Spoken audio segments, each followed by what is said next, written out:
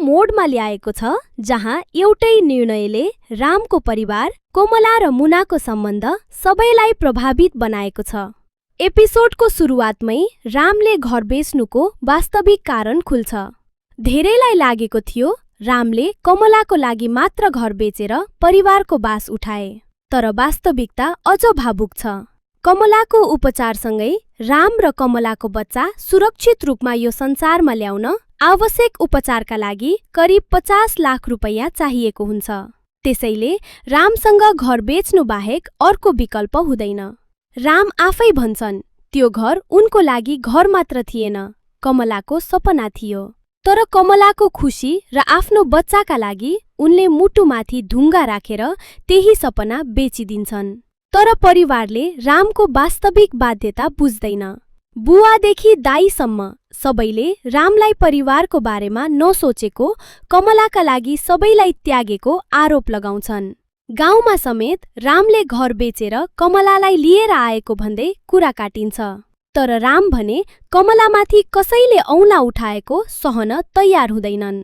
यही बीच मुनाको समस्या झन गम्भीर बन्छ। मुनालाई जेलबाट छुटाउन 30 लाख रुपैयाँ चाहिन्छ। तर रामले घरबाट आएको पैसा कमलाको उपचार र आफ्नो बच्चाका लागि खर्च गरिसकेका हुन्छन्। यता कमला आफैले आफ्नो गहना बेचेर भए पनि मुनालाई बचाउन रामलाई आग्रह गर्छिन्। कमलाको लागि आफ्नै गर्भमा हुर्किरहेको बच्चा भन्दा पनि मुनाको जीवन अहिले ठूलो चिन्ता बनेको देखिन्छ। तर रामले कमलालाई एउटा बाचा गर्छन्, जसरी भए पनि मुनालाई जेलबाट निकाल्छु। र यही ठाउँबाट रामले सबैलाई थाहा नदिई अर्को कदम चाल्छन्। रामले रिल खोजेर मुनालाई जेलबाट निकाल्ने पैसा जुटाउने निर्णय गर्छन्। पैसा जुटेपछि मुनालाई बचाउने र पछि त्यो ऋण फिर्ता गर्ने उनको योजना हुन्छ। तर रामले यो कुरा सबैलाई भन्न चाहँदैनन्।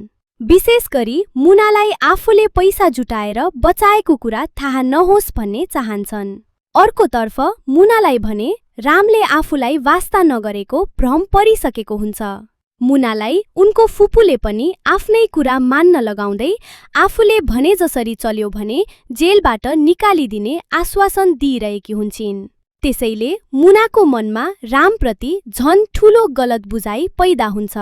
तर दर्शकलाई थाहा छ मुनालाई बचाउन चुपचाप पैसा जुटाइरहेको व्यक्ति राम नै हुन्। अन्ततः रामले पैसा जुटाएर मुनालाई जेलबाट निकाल्छन्। तर सबैभन्दा ठूलो ट्विस्ट यहाँ आउँछ। जेलबाट बाहिर निस्किएपछि मुनाले आफूलाई रामले नै बचाएको कुरा थाहा पाउँदिनन्। उनी त रामकी दिदीले नै आफूलाई जेलबाट निकालेको ठान्छिन्।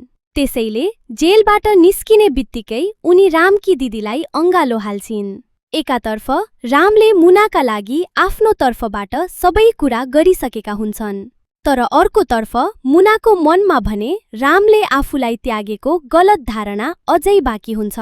यही गलतफहमी अब कथाको सबैभन्दा ठूलो समस्या बन्ने देखिन्छ। किनकि कमलाले रामले आफ्नो र आफ्नो बच्चाका लागि घर बेचेर यति ठूलो त्याग गरेको देखेकी छिन्। तर मुनालाई भने रामले आफ्नो लागि केही गरेनन् भन्ने लागिरहेको छ। यसरी रामको त्याग दुईतिर छ, तर सत्य दुवैतिर अधुरो छ। कमला र मुना बीचको सम्बन्ध पनि यही कारणले बिस्तारै बिग्रिँदै जाने संकेत देखिएको छ। अब प्रश्न यो हो, मुनाले आफूलाई जेलबाट निकाल्ने व्यक्ति वास्तवमा राम नै हुन् भन्ने कुरा कहिले थाहा पाउने छिन्?